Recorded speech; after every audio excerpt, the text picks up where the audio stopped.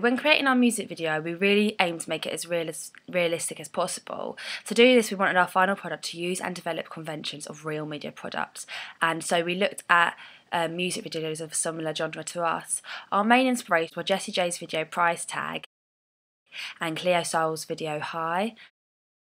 Jessie J's video in particular was completely performance-based, therefore, so we did use it in our own video. We also studied Goodwin's theory and applied this in creation to our video. In Goodwin's Dancing in the Distraction Factory, he explained his main theories on music video, and there are 6 key points to this.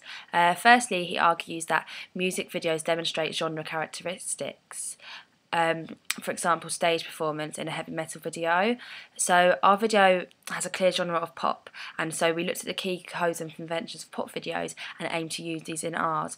We found that these key conventions were performance, dancing, and like a shallow narrative. Goodwin also states that there is a relationship between the lyrics and is illustrative, amplifying, or contradictory. At all times, our video illustrates it. It's never contradicting the lyrics, and we found that this was more like applicable for our target audience because they're not looking for any deep, like symbolic meanings. They just want to have fun. So we found that in Jessie J's video as well. She danced and acted out the lyrics the whole way through the song, and we plan to do the best example of this in our video is when the performer puts her hand to the screen doing the action of no. Example is the use of the props we use. We use a Monopoly board which fit with the lyrics, we can play Monopoly. Also we used a money box, a piggy bank, which obviously illustrates the lyrics of Money Box. Goodwin's theory also drew links between the music and the visuals, and this was illustrated less evidently in our music video. For example, there is no use of instruments, so you can't really see where the music video is playing from. Like in Deborah and the Dominoes video, which we studied, which the previous student's work, she used a guitar. So they had strong relationship between the music and the visuals, but the only way we illustrated the music and the visual relationship is by to reflect the pace of the video. So when the song sped up, we speeded up our cuts. Goodwin also believes that due to the demands of the record label, there is a need for a lot of close-ups, and we did this in our video a lot. So we found that in Jessie J's video, Price Tag, close-ups were frequently used, and this completes the main function of a music video, which is to sell the artist as a brand. We definitely attempted this, and I think the close-ups in our video are what makes it so successful. Goodwin also explains there is a frequent reference to the notion of looking and voyeurism and scopophilia in music video. So we came to an understanding of this and applied it at some points in our video.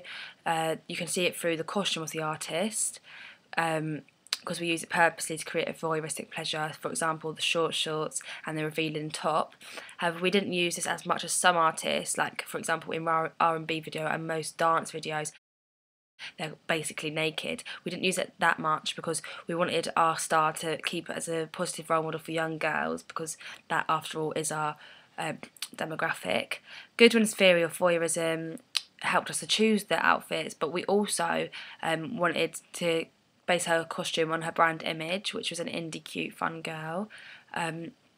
Finally, Goodwin stated that there's often intertextual references to films and TV programmes, and I found a good example of this in Lily Allen's video Who'd Have Known.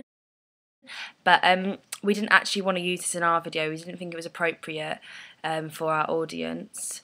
When looking at most music videos, there is an element of narrative. For example, in Deborah and the Dominoes video, the one we looked at from previous student work, although we were really influenced by their video and used a lot of their ideas, they actually did include a narrative. The girl was sitting at home waiting for the boy to come home. A narrative, just because we wanted to keep it shallow and pop, more like Jessie J's video Price Tag. But we did use different scenes to keep our video entertaining. These were the bike scenes and the scenes in the house.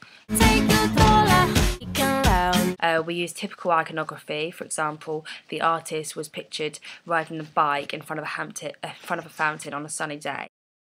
We wanted this to give the connotations of a happy, cheerful artist.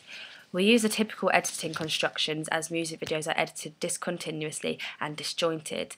In our video we cut from performance to bike scene, back to performance to house scene, and so on, and that we don't follow any explicit pattern. This meets the generic codes and conventions of a music video and will therefore please the audience.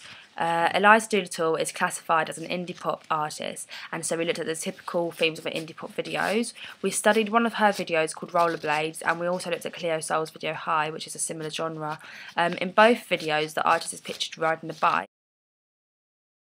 and we had a similar bike. We had an old vintage bike available, and so we decided that we'd include this in our video.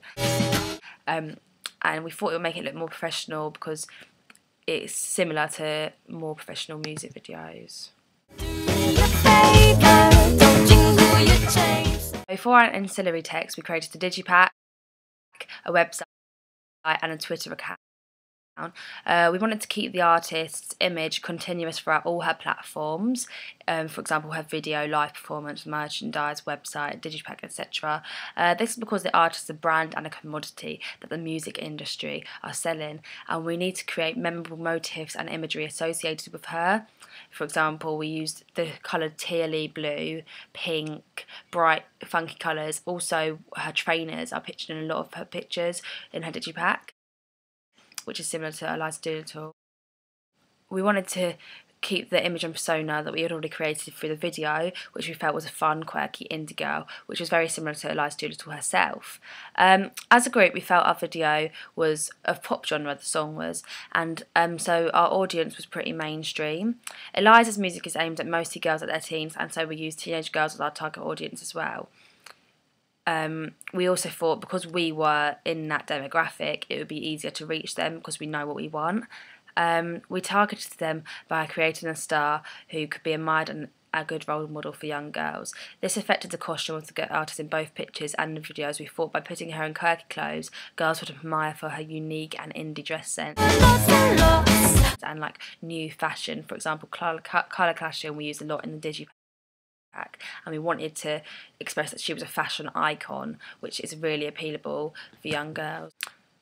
We thought the confidence shown by the artist would inspire young girls, and similarly the moral of the song, that money isn't needed, is a really good lesson to teach them. Similarly, when editing our pictures, we use a black background and put the star in colour. Like we change her completely pink or completely purple or something. This shows technical ability which appeals to the younger demographic that are digital natives. We also thought the bright colours would appeal to the younger demographic. Both our ancillary products meet our fans' expectations, in particular our Twitter website.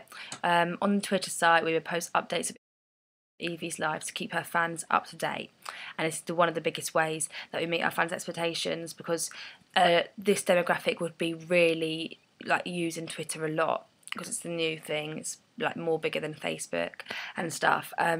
We'd also seen this on Eliza Doolittle's website. On her website she's got an update of her Twitter, and we thought it was a really nice idea.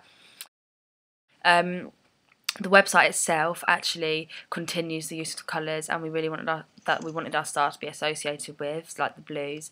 The website had many platforms of making money on it through the purchase of merchandise and tour tickets. It also allows you to subscribe to a monthly newsletter so that fans can keep close to the star. You can click on her Twitter, her Facebook, her Google. This makes it possible for her to become a universal star, as fans all around the globe can keep up with her. So if someone was a fan of her in Australia, they wouldn't have to be in the UK to hear her. They can just simply click online and find all her different platforms like Twitter and stuff. We thought that this kept in line with the codes and conventions of other stars' website. We looked at particular Emily Sandé's. We also used generic codes and conventions of digipacks. We found that on a little digipacks we looked at, there was the lyrics would be next to the star, and so we did this as well. We put the lyrics on the page because that's what we thought was most professional. We did find that in some they used a thank you page, but we didn't think that our star was like appropriate for that yet because she's not that big, like she's not got greatest hits album.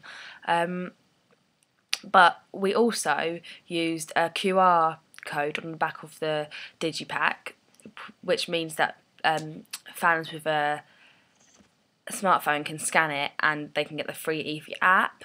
And we thought this would be really appealing to a digital native, who is our audience, and to the younger crowds, because they all have smartphones and they're all looking for the latest apps and stuff. And by producing that app, it means there's more platforms to sell our artist on.